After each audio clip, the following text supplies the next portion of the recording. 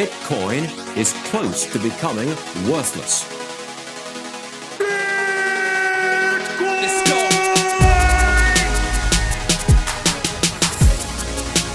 Now, what's the Bitcoin? Bitcoin's like rat poison. Yeah. Oh, The greatest scam in history. let's get it. Bitcoin will go to fucking zero. Yeah.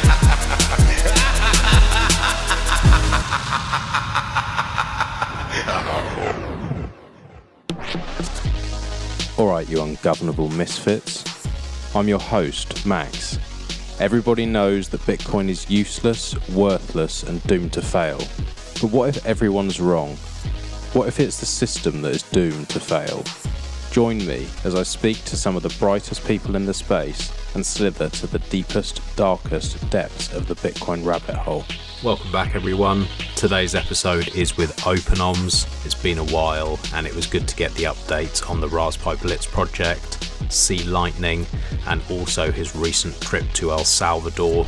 We got quite into the weeds at the beginning, and the El Salvador chat happens about halfway through, but we talked about VPNs, we talked about home networking, Sea Lightning, the differences between the two implementations, and Boltz 12. We covered a lot of ground here, and as always, I love chatting to Openoms.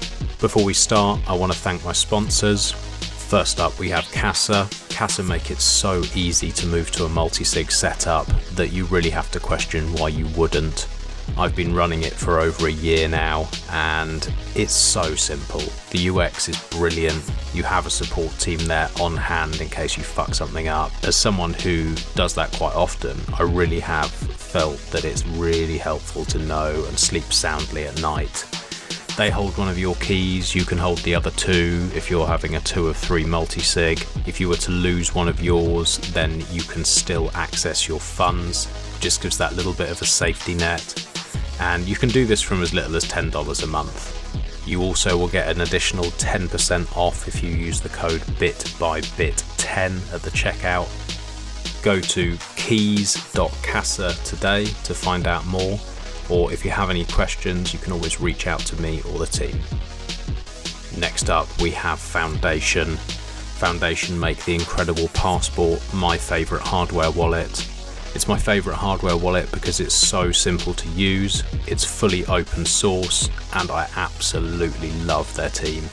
They're doing such great work and really helping push self-sovereignty and privacy forward. You can link this to any of your favourite wallets, including Spectre and Sparrow for the desktop. They're two of my favourites, or you can use Blue Wallet on the mobile. I can't recommend it highly enough. It has QR scanning, PSBT, and everything you possibly want to be a self-sovereign Bitcoiner. If you have any questions about it or want to reach out to me, please do feel free. I'll be happy to answer any questions. Go to foundationdevices.com and use the code BITBYBIT to get $10 off your purchase. Finally, Fast Bitcoins is the place to go if you're going to stack some KYC'd sats. I know I bang on all the time about doing it as KYC free as possible, but I know you're not all going to do that. So I spent a lot of time speaking to the Fast Bitcoins team and making sure that if people are going to listen to this show and they are going to stack sats, they go to one that does the job properly. They care about the security, they do everything they can to keep your data safe. I really like the team. They're doing things differently. If you haven't listened to my recent episode with Danny Brewster, the CEO, I suggest you go back and have a listen. This guy is a real pleb and he really is trying to do things properly. If you have any questions, want some more info, you can always reach out, but go to fastbitcoins.com. Enjoy the show.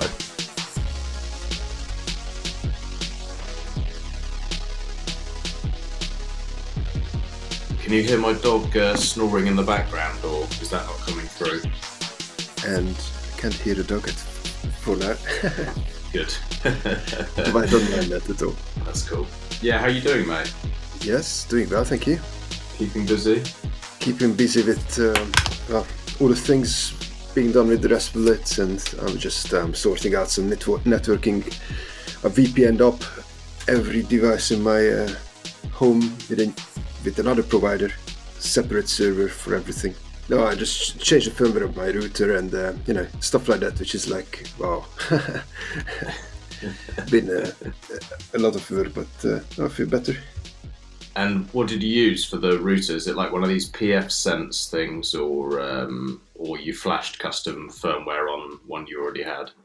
Yeah, PF Sense is for like bigger machines. So I have like router hardware like Linksys and Netgear stuff, which can be flashed with like DDWRT. And on one of those, I've switched to OpenWRT, which is a bit less flashy. So say not that of a nice interface, but it has like proper Linux package management and things like that. It's just like very similar to operating a Linux on your desktop or like on a headless server.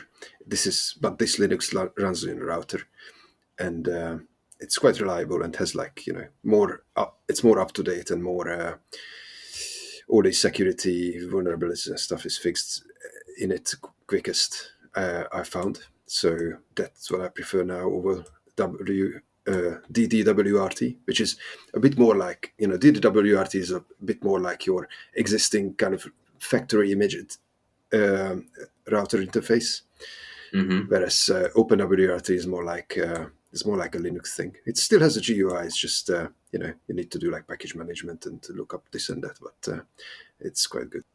This is something I need to have a play around with because, as I said to you, I'm mid-move. So I'm literally, as we speak, surrounded by boxes and shit that I've got to get out today. And then I've got a bit of a gap before I get my new place. So I'll just be like sofa surfing and like messing around. But when I do move, it's like a big thing that I've been speaking to people about is I really want all devices in the house to be running over VPN, and I've had a few different people suggest different things. Locke was suggesting similar to what you're saying, and I was like, oh, that sounds a bit heavy for someone with my technical abilities.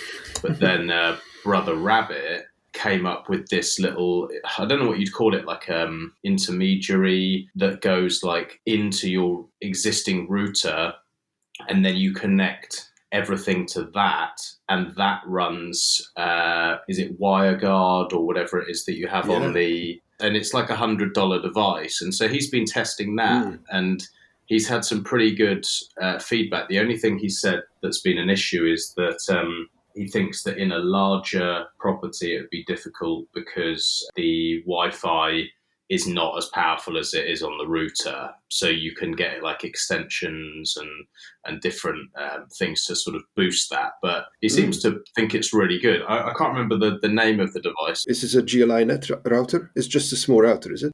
It plugs into your existing router, yeah. Well, it plugs in with a network cable, right? So basically, so since you don't seem to know what that is, then I describe what I have and what has proved to work during a lot of moves and kind of battle tested in terms of advanced networking and stuff like that, as well as just being able to set it up in 10 minutes now after I've done it a couple of times. So I get my ISP. Obviously the internet provider like BT or Virgin Media gives you a modem router, right? It's modem and a router in the same thing. So you need to log into that and just switch it to modem mode only. So it doesn't do the routing. It doesn't manage your home network. It just provides the internet connection. And with that, you take another router, which, for like £1,200, depends what kind of performance you need. So it can be just a simple thing, even an older one, just, supply like N or AC grade Wi-Fi with like a couple of big antennas. And you just plug in that to the modem. And then it's just plug and play, basically. You set up the Wi-Fi access point and things like that. This router as well should be flashed with one of these open source firmwares, right? Because then it doesn't report you to your ISP and to ASUS or Netgear or whatever, right? Yeah. It's very easy. That's like, it's easier than flashing the Calyx OS on the phone. It's just uploading a file and rebooting. And then you can do all your setup on the graphical interface. And then you take a second router, which is then can be your VPN router, which can be messed up, right? So you have an internet connection which you can fall back to. All your devices, your wife, your family can be connected to this ClearNet simple plug and play thing, which is already open source and not, reporting things you don't want to report. And then the second router can be, it will basically create another home network. So like if you have like 192.168.1 and the fourth number for the first one, this will be 192.168.2 or 3 or whatever, right? Mm-hmm. So it will be it's called a subnet. It will be a different subnet.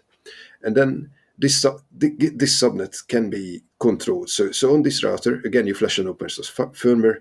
It can be a different kind of, or the same.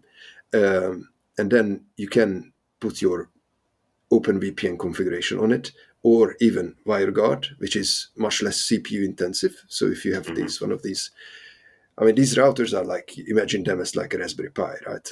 Compared to a desktop computer. So like pfSense, you would use on a desktop computer. These router firmwares are designed to run in these kind of ARM Raspberry Pi type kind of devices, obviously with a lot more ports and stuff like that, antennas, etc. So, and then, you set up the OpenVPN client or whatever configuration you have from your VPN provider, and then and then you have a separate access point for this one. So you can plug your privacy sensitive computer onto this one, onto the second VPN router with a physical cable, right? Mm-hmm. Or you set up another Wi-Fi on it, which will be your VPN Wi-Fi. So any device you connect to that one will be going through a VPN. Yeah. So it is, and if it doesn't work, or like if your VPN provider craps up, or the subscription stops, or whatever, you can always fall back to just very easily just connect to your other Wi-Fi access point, or just plug your cable to the other router. And this is kind of, and the good thing is that the first router, the simple one, doesn't do much. So it can be a cheap one. Like you're only interested in the radio performance, basically. And the second one, because it is calculating the VPN, the encryption of every data going through it, it needs to be a bit more powerful. So that should be like, something like a 200 pounds device or something. Okay. If you go down the simple route. But you can have cheaper, like if you are using WireGuard, that needs much calculation than, it's much more efficient calculation, much more efficient encryption than OpenVPN. So then, if you are using WireGuard, you might be able to settle with like a £50 device, where you're only paying for the antenna but not for the CPU and RAM, right? Yeah, I quite like that approach where you have different levels as well. It's almost like, you have your guest networks, and you have different sort of levels of, I'm going to use this part for this and this part for that. It seems to be quite a nice option, because, like you said, sometimes it just goes down, and then you'd have no access. If everything's running through one thing, then you're a bit fucked. So I like that. Yeah, at home, you don't want to. There are a couple of good things in this. That's, first of all, not everything is going through your VPN. So lots of times you need to trust the no VPN policy of your VPN provider, right? Because if you, and that trust model basically just shifts all the data from the ISP provider to, now it is with the VPN provider. So, it's and also if it's like all in one basket, right? All of your, if your family's Facebook activity is going through the same connection as your, Tor browser activity on a block explorer and stuff like that, that is not ideal, right? Because it still can be could be grouped together, for example, at the VPN provider, right?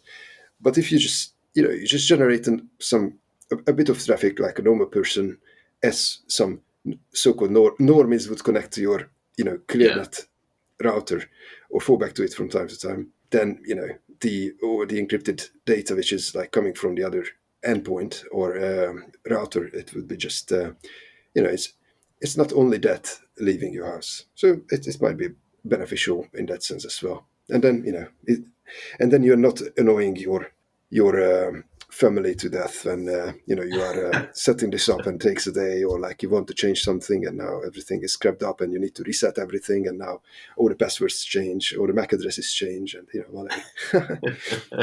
I've got enough ways to annoy them without doing that as well, that's for sure. So yeah, I mean, it's difficult to write all this up because it's very, very individual, what kind of devices you have. But then, and then you have the point when you're just setting up the VPN on your device, right? That's what I was doing. I was like, I'm running different nodes, even different like inside virtual machines or jails, and they have their own VPN connection, which is like another layer. And then even on my device, it could be on my laptop, it could be connected to a VPN on the laptop, and then I can open a browser window, and the browser extension could connect to another IP address, another VPN, right? So you have like layers of this thing, and everything comes from a different IP address or goes through a different IP address. So it's kind of you can know what to do. And then now we started this podcast. I mean, I don't know if you're recording this. Yeah. I've ninja launched you. Ninja launch, right? Straight into the weeds. Yeah, no. I mean, I know that technically it's being recorded. I mean, you will see if you publish it. But for this, I was just falling back to my ClearNet connection because I wanted it to be, the least problematic.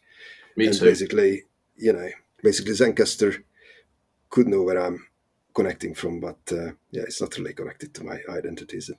Yeah, that's the difficulty, isn't it? It's like, even if you have all the security, all the VPNs running, like I do find when I try and record with it on, I quite often have issues. So it's good to have the different options. And I'm setting up later this evening. I'm finally going to set up my Starbook has arrived. My new Linux laptop. Those look beautiful. Yeah, it's so nice. It's really beautiful. Like I haven't even switched it on yet because I haven't had the time to sit and flash pop and start messing around. I wanted to sort of do it with a bit of a clear head, not mid-move. But I'm hoping tonight I can sit down and do that. And then it's kind of like a fresh start. It feels like, okay, I want to try and not make any mistakes or make less mistakes this time round and be a bit more methodical about it. So I'm quite looking forward to that. And since I've seen that you have linked this GLI net router to me, I have a similar one, just a smaller model, like a 30-pound model, which doesn't have external antennas, but it comes very handy. It just goes from a simple micro USB, and it can, I can go and clone a Wi-Fi, for example. I go into university, I get a password, log in with the laptop, with a laptop or with something else, and then I just can transfer the MAC address and the internet connection basically to this little Wi-Fi, and then it can act as a hotspot, and it can be done like it's like a mobile router. It's many times I found it's very, very handy, because if you just only have one cable connection, maybe, then again you can just make a hotspot out of it easy. Nice one. And so what's been happening with RaspiBlitz? What's the updates you've been working on? More clever things for mixing, or what's been the updates? Is it C Lightning you've changed to? Oh yeah, I mean, since I was implementing it, I needed to kind of, put a bit of skin in the game. It's amazing, really good to kind of explore another ecosystem. I mean, once I'm familiar with Lightning, it's much more easy to kind of know what I'm looking for, and then pretty much everything you have for the kind of LND settings or solutions, you can find it for C Lightning and even more often. So it's just a different approach. You don't have that many kind of graphical interfaces connected to it, but the capabilities are all there, and been there even longer than for like LND some things. Like with this networking connected to this, there's like LND came up with this skipping the ability to skip the Tor proxy for ClearNet endpoints. And that's why I was into this VPN rabbit hole, because I mean, so far I was like running the nodes like through Tor only. Every connection goes through that. But with Lightning running routing nodes, you would be concerned with the lag the Tor connection generates, which is like 5 times more than just going through ClearNet, right? So that means you want to have like Visa-like feeling paying, or the people routing through you would prefer that, right? And that means like one connection just, back and forth to a server, not even doing any Lightning calculations, takes about 0.4 seconds. Like that's for like 400 milliseconds from like a home connection, or that's what I found. I add in a VPN that adds another 200 milliseconds on the back and forth, right? So I'm now 0.6 seconds, which is acceptable. So imagine every hop you are paying through. So if I'm paying through a direct channel, then I can be under a second. But if someone is routing through me, then by definition they would be having 0.6 seconds added to their payment at least. I mean, there could be multiple back and forth, and plus the calculation, disk writing and stuff like that. But then you add in Tor, and instead of the 0.6 seconds, you get to like 0.9 is the best, but often multiple seconds, just because it goes through multiple hops inside the Tor networks, which are, it's congested, it's slow, it is DDoSed, whatever. So LND has this new option that if you are not worried about exposing your public IP, then you can access the Tor things over Tor, but then the ClearNet things, you wouldn't go over Tor. How do you feel about that as an option? Well, it's practical.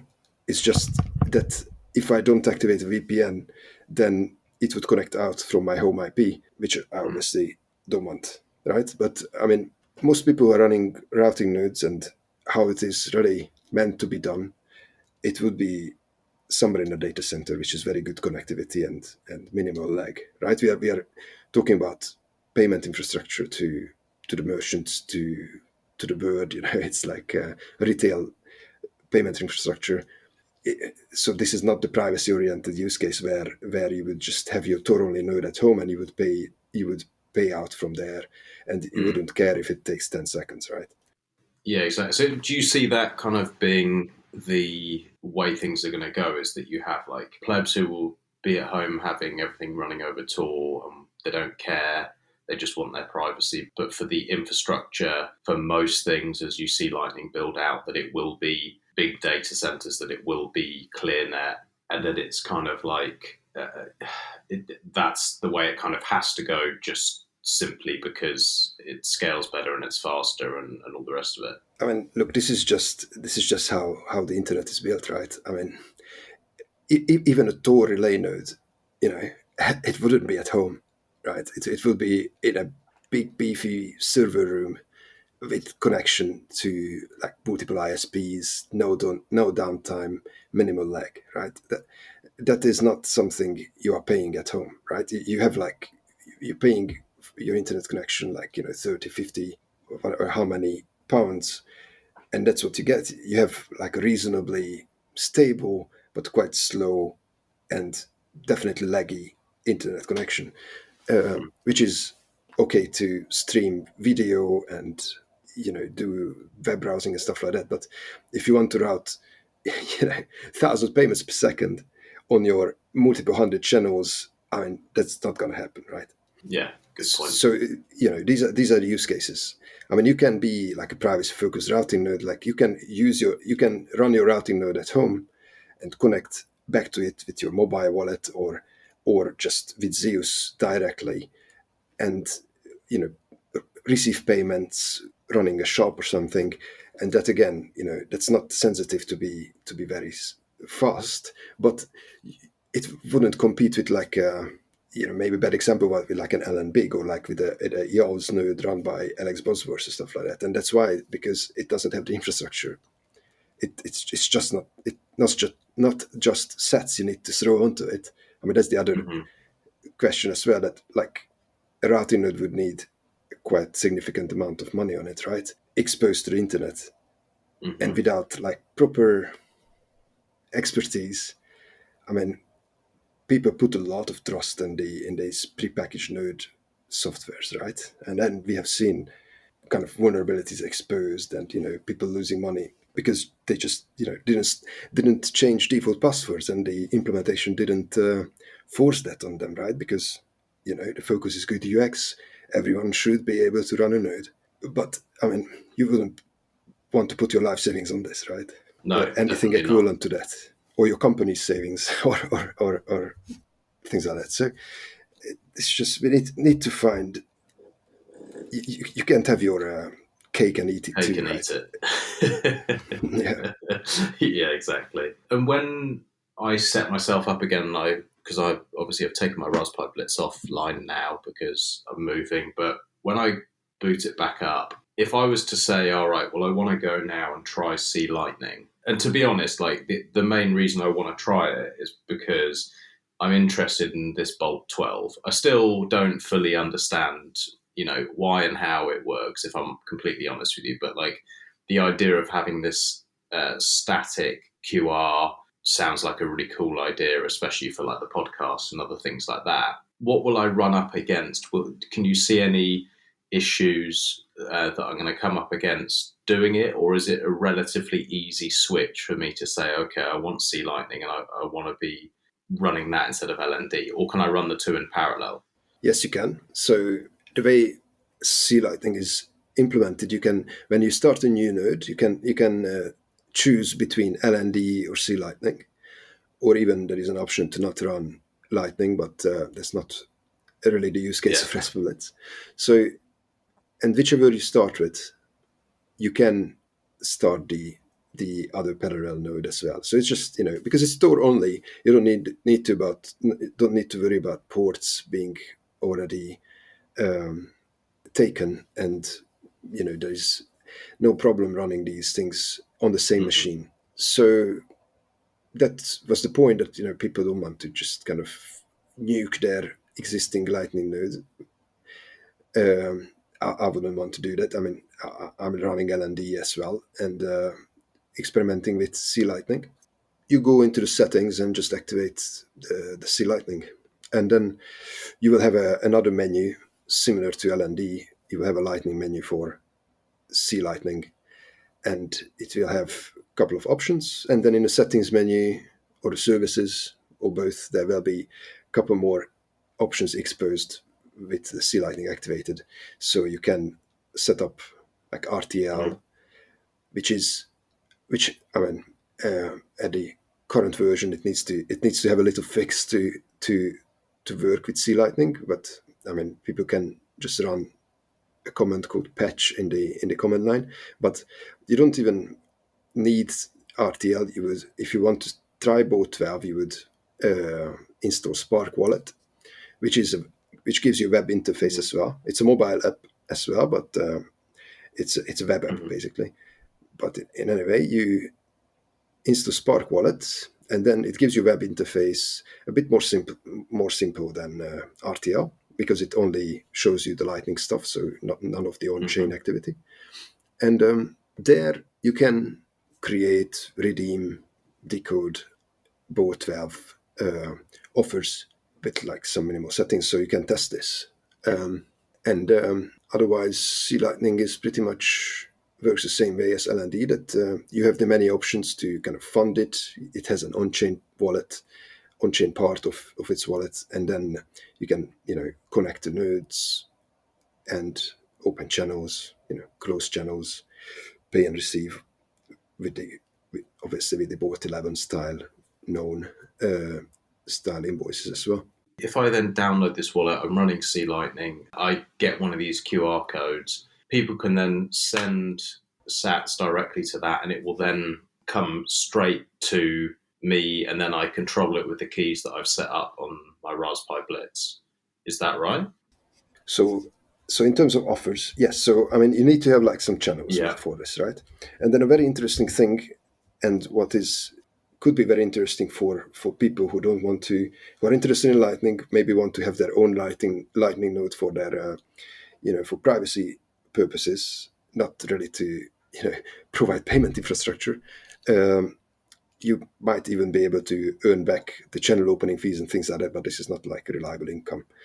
So there is a CLBOS automatic node manager plugin for C Lightning, which is, people would compare it to LND Autopilot, but it's nothing like that. It does much more. It does select peers, open channels.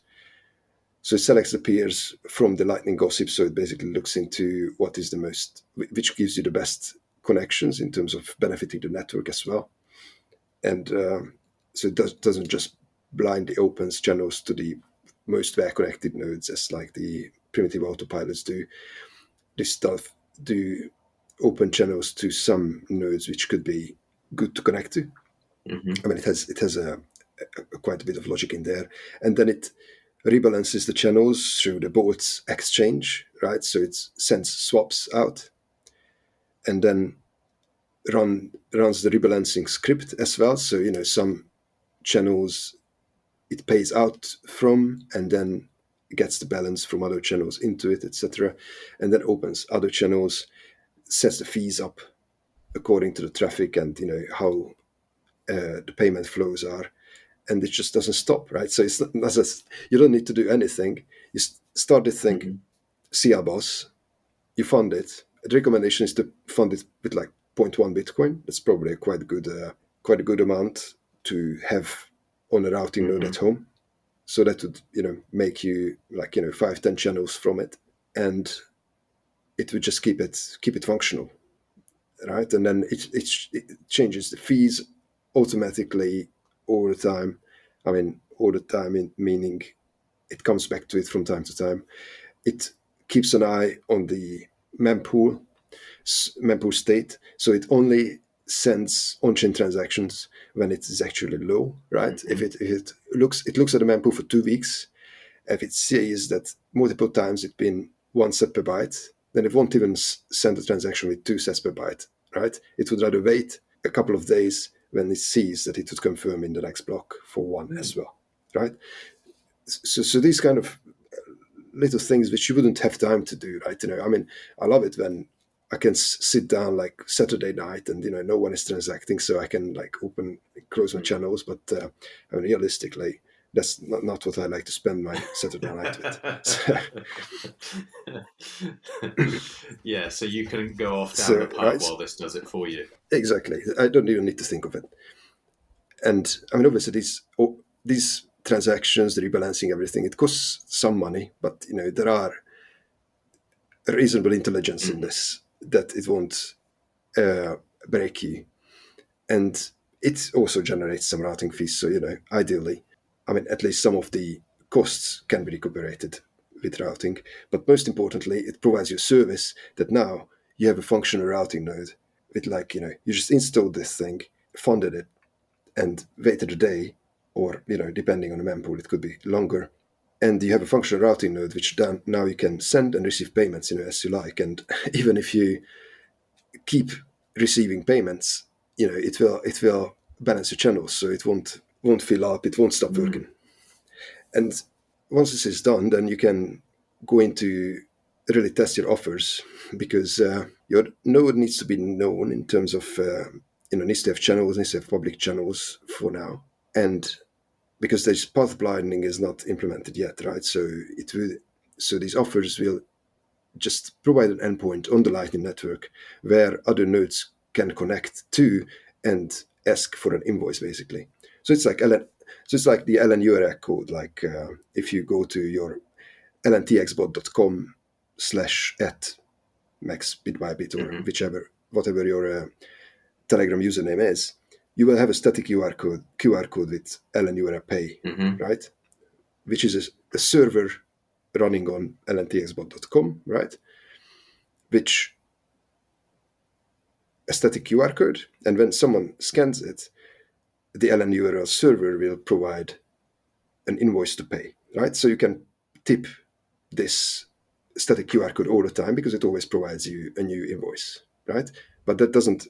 So the static QR code is just the place to go to ask for a new invoice, right? That's his LN URL Pay. Yeah. So both web is the alternative of this. but the biggest difference is that this endpoint is not at lntxbot.com, but it will be your node ID at your Tor address. Yeah, so that's where people go and connect to, and they will be able to ask for an invoice and pay it. That's really clever. Without you doing anything, and you don't need to run a web server, right? So anyone can do this. And then further down the line, when the privacy feature like path blinding is implemented, then you wouldn't need to expose your node ID and Tor address in this one, but you will only give them an onion encrypted, onion packaged blob, a package, which then they would only see where to send it next, and only the next hop would see when to send it, where to send it next, and then you will be the last hop at after a couple of in the path, and no one would see. I mean, that's the onion packaging, right? So everyone would only see the outer layer, and no one would see the inner layer. Only by the time it gets to you, it will be detached from the source, and would get the destination like that. Do you see this helping with people who are creating content, or they are maybe providing information that their governments might not want them to, or they need some form of protection, but they also need to fund themselves? Do you see this being quite a big step forward for that? Well, this is a hardcore privacy feature, right? This is so like Paynim, like BIP 47, 78. I get lost with all the bips. 47. No, you're correct. Payment codes, right? So this is the same, but with all the advantages of Lightning, right? That you can send a micropayment. You don't need to send an on-chain transaction to set this up, and you can pay it from. I mean, once the pellets are compatible, you could pay it from any other thing, right? Imagine paying something like this from someone's Strike account, or like their Custodia wallets, or on an exchange, or just their routing node at home, or their mobile wallets. So it's just very practical. But I mean, we need to. I mean, the adoption needs to be there. It might take some time for this to work as a privacy feature. It would need to be adopted by all the implementations, basically, and we would need to have things like onion messages and stuff like that, which is currently not possible in most of the network. But the C Lightning clients do this already. But the recurrent, it's payment, that the static payment code kind of thing, that's the first step, and this is the most straightforward, and it's already well functional in the C Lightning code. Eclair is implementing it, meaning that like Phoenix Wallet and things like that would have it. But as the board 12.org says by Rusty, that don't get your static QR code tattooed yet, because the protocol can still change. Interesting. The other thing I wanted to ask you, and we've got quite into the weeds here with some of the technical stuff, or at least for me it is, but I really wanted to ask you about your recent trip. I'm desperate to go. I just can't at the moment. I've heard a lot of talk on Twitter. I've heard from a lot of people hyping, and sometimes I try not to get too excited with things, because I think that a lot of the Moon Boys over-exaggerate the good bits and underreport the bad bits. And I thought, you're always very measured with the way that you look at things. So I'd love to hear from you what you've thought about your recent trip, and what you can tell me. Yeah, so yes, we indeed got into the weeds very quickly. And I mean, the big thing for me was that I've been having the opportunity to travel to El Salvador in like a month ago now, to the Adopting Bitcoin conference, to like take part there in the hack space, and I've been on a panel, and also just meet all the people who are gathered there to kind of help this country adopt Bitcoin, and especially with a focus to the Lightning Network. So that was like very, very interesting to me. So yeah, I spent like 10 days there, and it's been fantastic. I mean, I haven't been to Central America, Latin America before, so that's been all new. I mean, and it started that, I mean, this like El Salvador is not far from like its neighbors. It's like, no, I don't want to, it's like Colombia and Chile and places like that, but you should rather look at the map yourself. It's not far from the equator. Yeah, yes. So, yeah, these like Latin American countries, it's a tropical paradise, basically. You have like lots of vegetation, very nice weather, sometimes some clouds, and, even, rain during the winter, like now. But the ocean is like, 26, 27 degrees, sparkling blue, and you have like this nice humid temperature. But I mean, probably it would be too much for me during the summer, but at this kind of so-called winter time, this 26, 30 degrees is just like amazing, So I mean, that is a big advantage. There's a lot of untouched there are a lot of forests. Obviously, it's full of volcanoes, and the beaches are not that developed either, so you don't have these crowded hotels and McDonald's and stuff like that on the beach, but you just have like surfing schools and fishing villages and raw nature many times with this black sand in a lot of places. So physically it's an amazing place, but obviously it had a bit of a difficult history in being in like a civil war for like 20 years, if I know correctly, and stopped to be like that maybe about like 10 years ago, and then it's connected to the stabilization itself, and then a bit of safety improving is connected to the current president, Nayib Bukele, coming into power.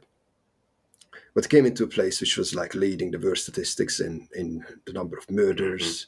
There's been gangs, crime related to kind of, drug trafficking. And I mean, it was something which made the headlines because of the wrong things, right? In like the year 2000 and like 2001 too. And then it improved since a lot. They made roads, basically newly built, some healthcare system, which is, which they managed to kind of look after the people during like this pandemic as well. And it just feels like things are pretty much working, but it's like, it's a country which is coming out from some very dark times. But the people are very nice. They are easy to speak to, very helpful. Obviously Spanish speaking, but many of them speak English. I don't speak Spanish, so that's been a bit of a difficulty. But you're okay. I mean, I was feeling absolutely fine to like walk on the streets and stuff. It looks beautiful, like you said. Like just physically, the beaches look stunning. Like you said, it looks like a tropical paradise. And I know, obviously, it has its issues. But what was the sense when you got there? You said obviously the people are nice. What was the feeling that you got in terms of this place developing? Because there's been obviously a lot of attention on it with what's happening with Bitcoin and volcano bonds and all this sort of stuff that's all over the place. Do you feel that the people that you interacted with, the locals that you interacted with, are kind of, they're on board with it, and there's like a feeling of we're going to create something great? Or do you feel like there's actually some resistance and actually it's more of a show to get people to invest and go and spend their money there? I think it's not really a show. It does matter to the people there, because I mean, as we know from the statistics, and as what it is, that during these turbulent times, a lot of people have left El Salvador and they are like working abroad, and basically sending money home, which is like it's a different level how much easier it is with Bitcoin rather than going through something like Western Union or whatever, especially if you're like your grandma left at home, she won't have like a bank account in El Salvador. So how can you send money to her? It's even if you think that okay, she might be able to walk to the Western Union thing booth or whatever it is. I mean, that's just a dysfunctional thing. So now these people have like a wallet which has the government provided them and gave them some free money, but to that wallet, which is a quite bad implementation of Bitcoin and especially Lightning, but it's a wallet which is open in terms of it can communicate with the outside world. So it can receive, because it just exposes you a Lightning, a Lightning invoice, but also just an on-chain address. Anyone from the world can send money to it with just participating in the Bitcoin network, right? There's no permission there to receive money. And the same way, especially on chain, which works more reliably in that Chivo thing, you can send money out as well. So it can communicate to any other wallet. And then this onboarding could have been, it could be done better.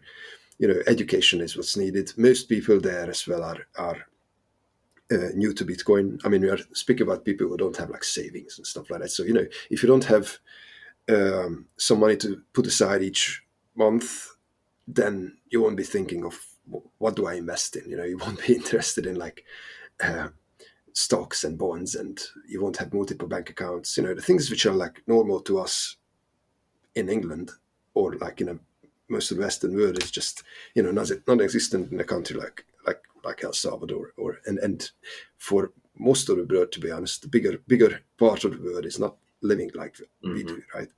So they're familiar with like having cash in their hand, which is US dollars in El Salvador, right? That's the official currency since like 2012 or it's better to look it up. What the proper history is. Maybe it has been earlier, like 97 or so. Anyway, that's what they're used to. And now the people I've interacted with were either into Bitcoin already, because, that's why I met them, or they've been like merchants on Bitcoin Beach, right? Or taxi drivers, or people in the kind of tourist industry, like tour guides and people like that. So these kind of people, they speak English, they know, and they find a way around of things, and they find a living. So they would be having these Bitcoin wallets already, and then they would say, look, since I started this, I made like $300 just because of I've kept my money in Bitcoin. And they would keep some dollars and they would exchange it to dollars, because obviously, and these people need to be aware that like the price can go down like short term, it's not it's just speculation. And also they need to buy, like, for example, fuel in the cars, which is not sold for Bitcoin at the moment. So they would need to go to the gas station and pay with dollars. So when you ask them, do you want to have like dollars or Bitcoin? And then, many times, look, I need to fuel my car, so I need dollars, but I like Bitcoin too, kind of thing. And they're growing into it. And then if you go into like a more like general place, like in San Salvador, the capital, for example, you walk around and then you ask people if they accept Bitcoin or do they know what it is. Most people wouldn't, but the young would do. And then if you want to pay, then the seller of some street food would call their child there, and they would open their wallet on their phone, and then they would accept the money like that. So it is very interesting, but it's a great way to have people educated that let the younger generation explore things, and all the kind of entrepreneur-minded people like the taxi drivers and tour guides, and they will have the rest of the population on board. And then once they see some value in it, like they are able to receive money from abroad, or you can spend cash without permission as well. And a typical Salvadorian wouldn't do much online payments, but I think it's just that receiving money and the convertibility of on the spot or to anything, that you can go to the ATM and you can put like Bitcoin in it and you can get the paper money out. It is useful. You can see use cases. It's not a tourist attraction, right? Obviously, to us, it seems like a great idea. I just wondered whether there was pushback or, how people were really feeling. But it sounds like maybe it's a generation thing, and like you said, the younger generation, they're probably adopting it more, and then maybe it just seeps into the culture, and like you say, they start to realise that it is actually very useful for a lot of the things that they're going to need. I really hope so. It seems as though it's a fantastic opportunity where you've got a country which is beautiful and has issues at the moment, but could really do well. Did you feel when you were there that this is the way it's going to go, especially with like the city and a lot of the stuff they're talking about with these bonds and stuff? Like, there's definitely in the back of my head, there are concerns. I'll put it this way. I'm very, very keen to leave the UK soon because we have things happening here that I'm not comfortable with, and I can't be bothered to get into it on this chat, but I'm not happy with what's happening in this country, so I don't want to be here much longer. But then at the same time, I agree. I'm thinking, well, I could go somewhere like El Salvador. I could get the citizenship for, buying a bit of land or whatever it is. It's 3 Bitcoin worth. So I could sell property here, go over there, spend that money, and I could go there. But then at the same time, I'm like, he's come out and said, oh, we're not going to do Vax passes. He's come out and said, we're going to build this city. We're going to have these volcano bonds, blah, blah, blah. But at the same time, I'm like, well, he is a politician. And so, I could go over there, sort of semi-settle, up and leave. And, it's not a simple thing to do. And then suddenly they could just go, yeah, no, we changed our mind. Tough shit. And that is a concern. Like, what's your gut feeling from being there for a bit of time? This period it's a transitory period. There's a lot of change going on. In El Salvador itself, everywhere is, but there, the potential is just, these people got this tool, like, basically pushed on them, or like kind of dropped on them, right? And now they're familiarizing themselves with Bitcoin, right? With this currency which has no leader and it's not tied to any country, right? So this is like such a step ahead and such an advantage compared to any other country. And they are in an environment which is livable, right? They are living much better than like 10, 20 years ago. Even if that is like, there's like kind of this third world feeling to it. But, the people seem to be okay, right? They are managing their lives.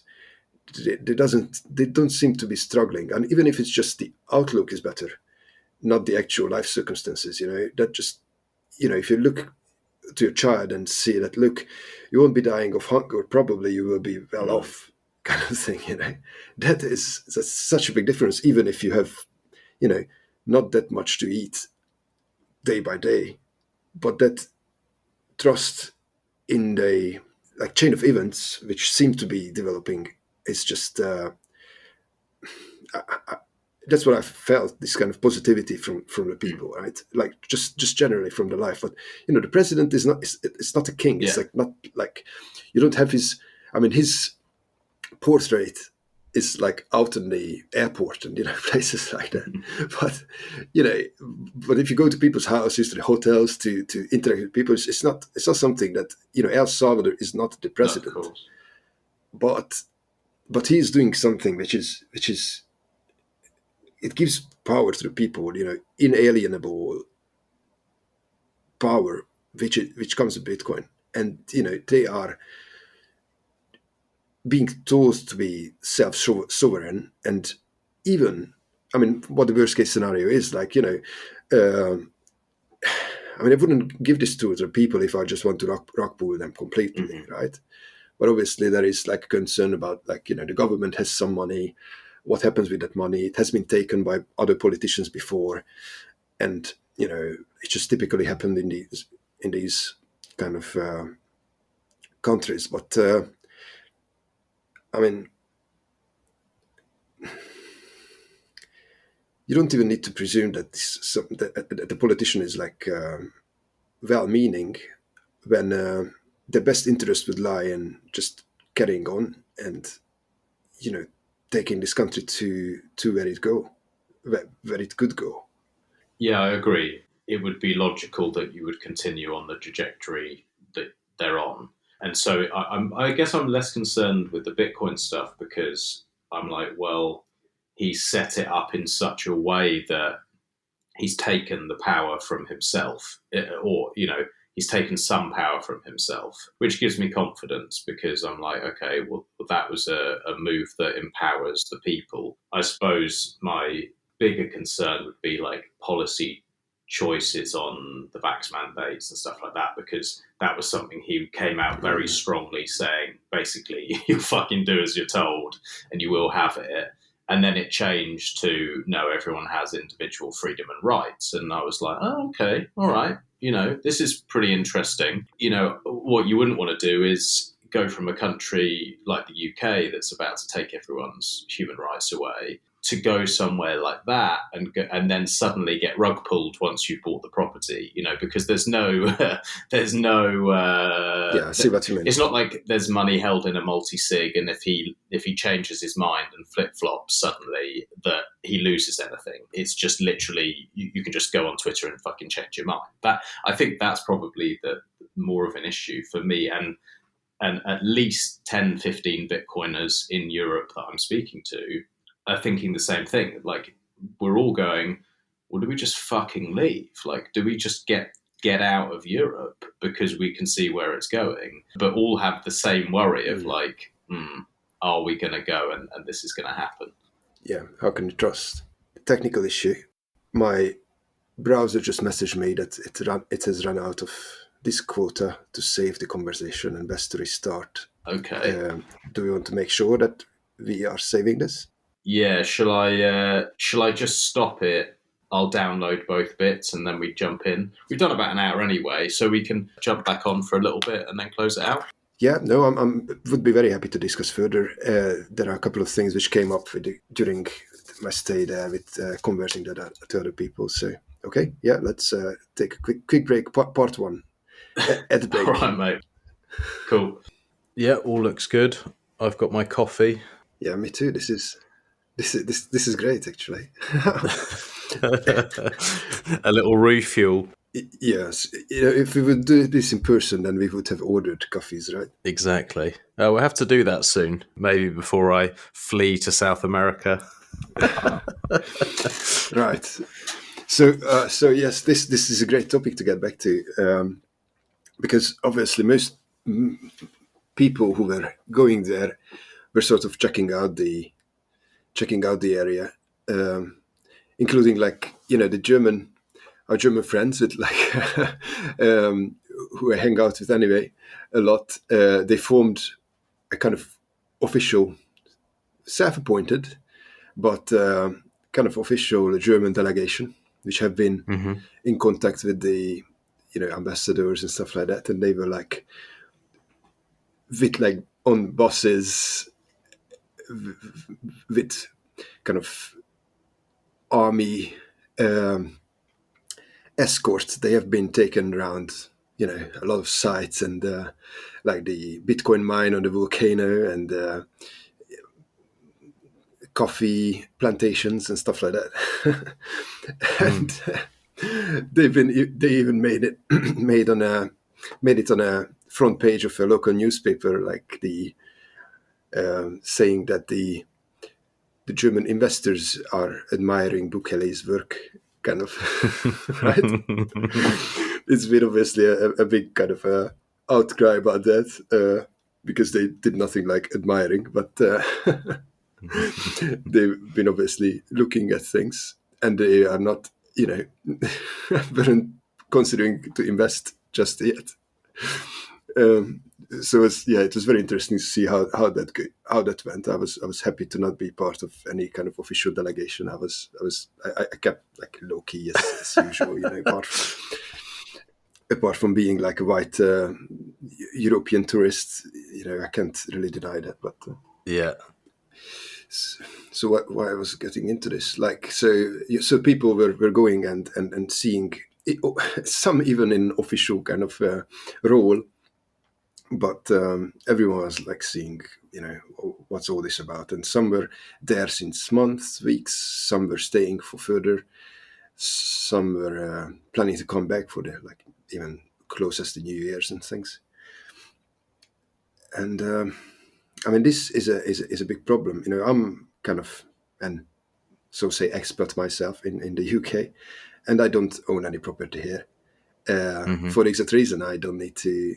If I make up my mind, I'm flexible. I'm not tied down, but I'm settled in a way that I am, living in the same rented place for years, and it's an interesting thing. So I wouldn't even. I mean, that's a way of like getting residency in El Salvador, but that's when this Bitcoin bond comes in, or a volcano bond. That there, by the way, there's been an excellent podcast with Stefan Rivera, just his most recent one with Samsung Mao, who was obviously helping out from the Rockstream side to set this up. They go into every known detail about this bond and how it would work, even on the technical level, on liquid, or what the terms are. I mean, not everything is. I don't know if it's not decided or not clear yet. I think it doesn't need to be clear since it's not it's not available to buy yet. So once it comes up in like first half of next year or something, then things will be more clear. But what it says, that it would offer residency for like 100K, which was at the time of when they thought this is probably the same 3 Bitcoin thing, so it might be 150K at the moment.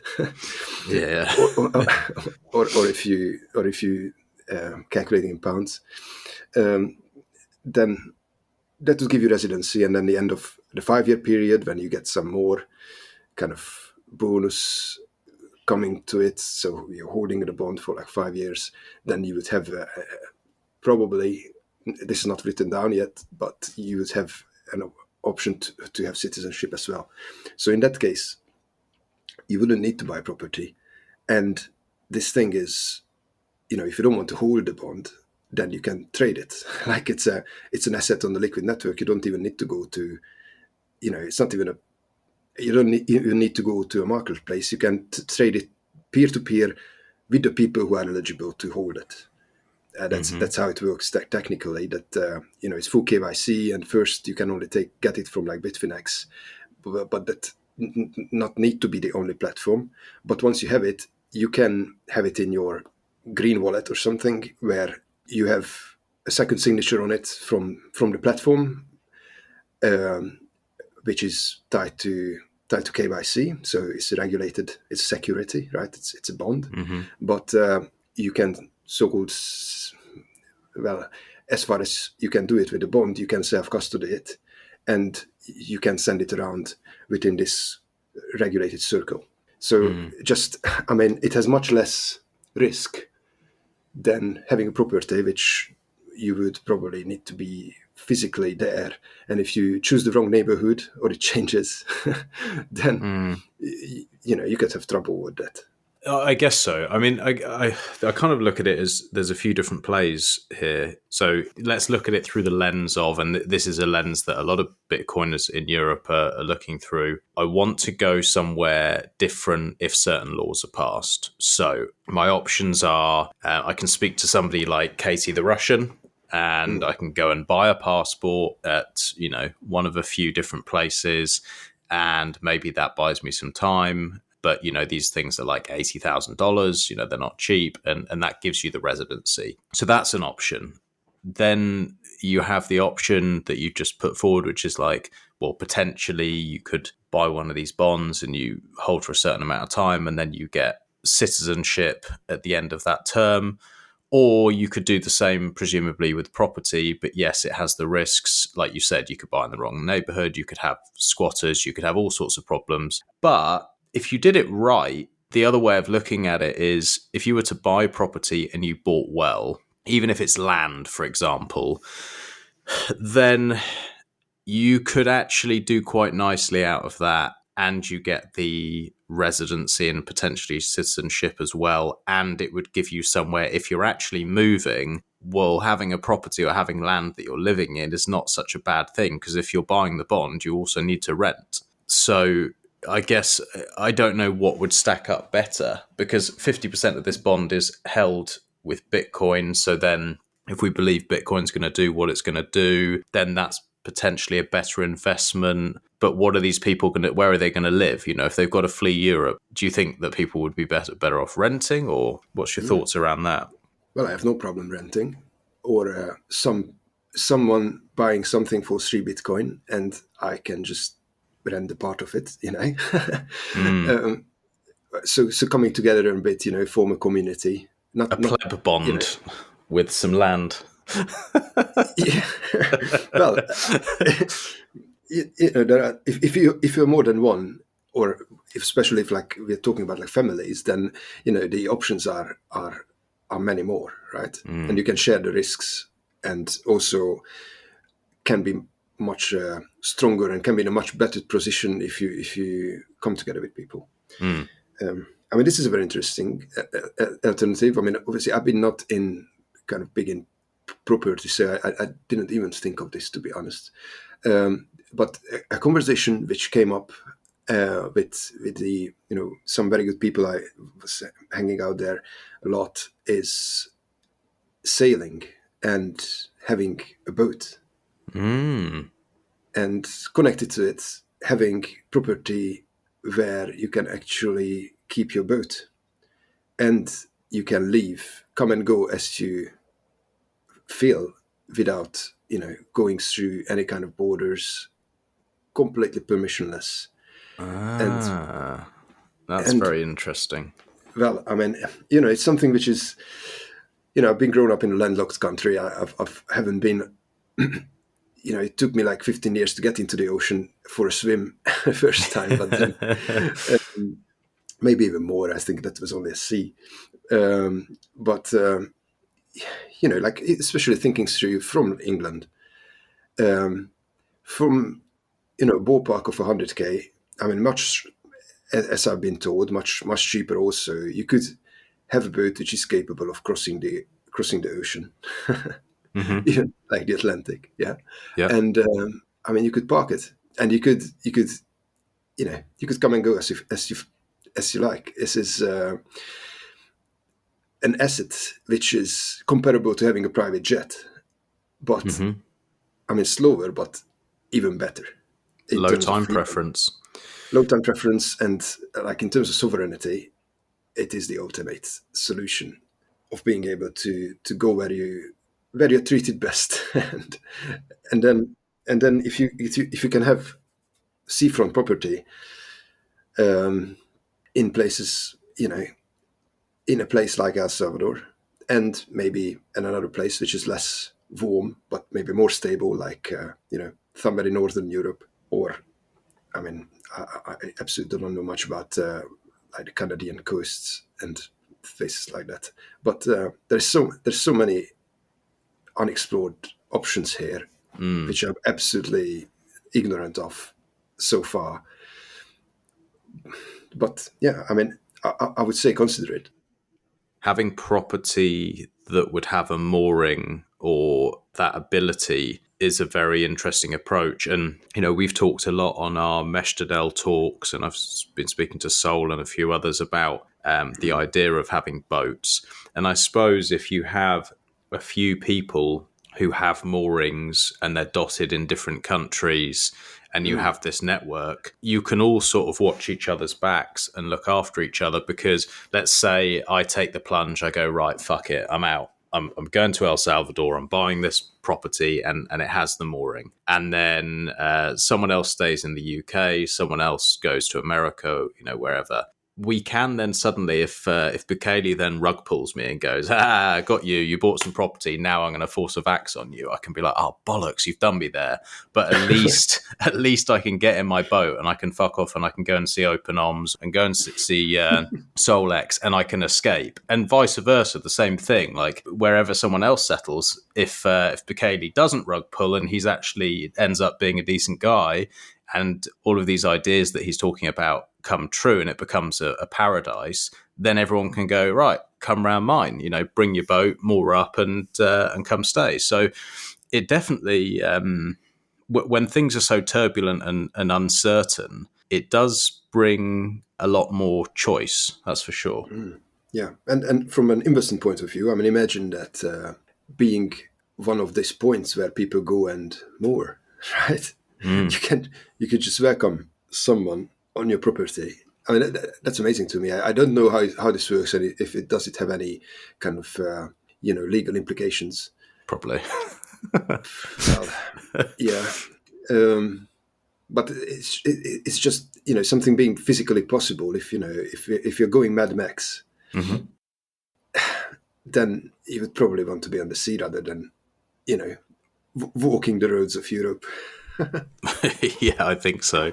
So I mean, yeah, it is something which needs to be considered, but it's the most important is about is the people you are relying on or cooperating with, I think, and that's so it's less dependent on some Mr. President in some country, than the actual place you can find and the people who can surround you.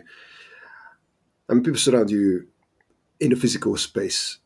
Now it's I need to explain that same way as in the digital space, right?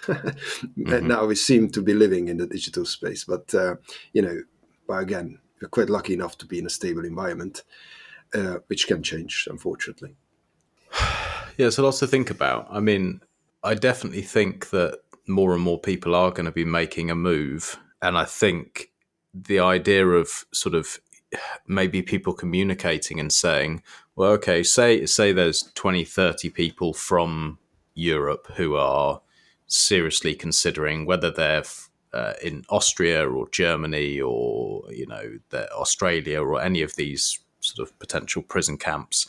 They can say, well, let's band together and look at some property and potentially share infrastructure, because, one of the things that I'd imagine, thinking blindly because I haven't been there, but I'd imagine that in certain areas, if you're buying the land, you're going to have to get power there, you're going to have to get water there, you're going to have to make sure that you can get infrastructure built. And if you're sharing it, it's going to become much more cost effective. So if you had enough people coming in together, the same as well as like economies of scale when it comes to building projects and the actual acquisition of land, if you had enough people, you could probably get a much better deal and also create like a little Bitcoiner area, a little area where you watch each other's backs as well. You'd like, for example, I'd feel much more comfortable if, few of the people that I know are my neighbors or close to me than I would just being completely plonked somewhere I don't know anyone, no one knows me, no one has any allegiance to me. I would probably feel more comfortable that way. Absolutely. I mean, this and this imagined situation you just described, it would be, I would be in a better place than I'm in the moment. I mean, it all depends on how you can sustain yourself. Yeah. But once, I mean, once you're in a community, there will be always something to do. It is, I mean, it's an amazing thing, and such a liberating thought just to be able to do this. And I would encourage everyone to think this through, and would I would be in this kind of place. What, another good thing in El Salvador, that I've met no mosquito at all. Really? Which is, I don't know if it's a season, but that's been quite nice. You could leave the windows open, and it wasn't any problem. I could be sit and like the Airbnb, one of them that had like hammocks outside, and I was thinking, oh wow, that looks scary. But then I got some people, staying over there, and they had no issues. They were just watching the sunshine in the sunrise in the morning. So good. Had no issues. So I mean, a place like that, I mean, that's quite a big advantage to start with, that you don't need to get ready for like a freezing winter, and you need so much more energy if you need to heat your house. Mm-hmm. So you can get away with like in a coconut, like a banana leaf hut, realistically. you could rent those in the surf beaches, right? And you just rent one of these things, which is like a bit of dirt plastered together to make a wall, and has banana leaves or like coconut leaves on the top. Mm-hmm. Did you do some surfing when you were there? Well, I did try. I mean, for the first try, you can hardly manage to stand up on the board. I think I managed a couple of seconds maybe, but it's a lot of work and a lot of swimming. I mean, it's good for you for sure. It's great fitness. Yeah, it's great. I love the water, and then especially if it's not like icy cold as the Northern Sea or the Irish Sea is around here. So yeah, that's a great sport. They're beautiful waves. I'm just watching it is nice, but you can go into it and take a plunge of surfing, like especially if you get to a beach early on, then there are plenty of people going out before the sun burns, and then same in the evening, like at sunset. I mean, this whole country is like, it's on the western coast of this peninsula. It's kind of a bridge, like between like North and South America, right? Mm-hmm. And it's on, the whole thing is just western facing. Mm-hmm. So you have like sunsets everywhere, seeing the sun going into the ocean. It is cheesy as it sounds, and it looks even cheesier. But amazing. Yeah, that sounds beautiful. Well, I mean, if anyone's listening to this, anyone from the Meshtadel, and wants to sort of jump in with some ideas and be a travel buddy, I think Openoms, you've done a great job as a travel agent here. I think you've sold me the idea of at least going out and testing the water and seeing what it's all about. That's for sure. Definitely. I mean, if going there, I would recommend to start learning Spanish. I mean, as I understand in this Meshtadel podcast, you have a couple of friends who are they Spanish speaker? We've got a few Spanish speakers. I can get by enough to order a few things and basic stuff, but I'd want to brush up before going. But that's no bad thing. Like, Spanish is a fucking cool language. Yeah, it's nice also, yes. And, you need to be able to fix the boat's engine at least. So, yes, I mean, I'm glad that we didn't really go into the political part of things into this, because, I mean, I'm no politician myself, and I cannot really audit, what these people are playing, because I just don't know the rules. I don't know the game. I don't think even they do. It's a pointless conversation, a lot of that, in many ways. I think it's just giving ourselves enough options and knowing that we're not going to know what their true intentions are or what anyone's going to do. We just have to give ourselves options, and it certainly seems like an interesting option at the moment. And we'll have to sort of see how things develop, but it's exciting. And it was good to speak to you about it as well, because there's been a few people who have been hyping, and I just thought, well, I want to get a real feeling from someone who's not going to give the bullshit, and I think that was really good. But mate, it's always a pleasure speaking to you. It's great catching up, and we should really do something in person at some point. But is there any other bits? I know we've now gone away from all the technical stuff, but are there any bits that you're working on at the moment that we didn't cover that you think are particularly interesting, or any other bits about El Salvador that we can just finish up the show with? I mean, yes, El Salvador. I mean, just about this, like Bitcoin City and things like that. You know, it goes to a direction when it seems to the playbook seems to be encouraging this kind of free private city approach, which you can do in a small scale with the mesh to do.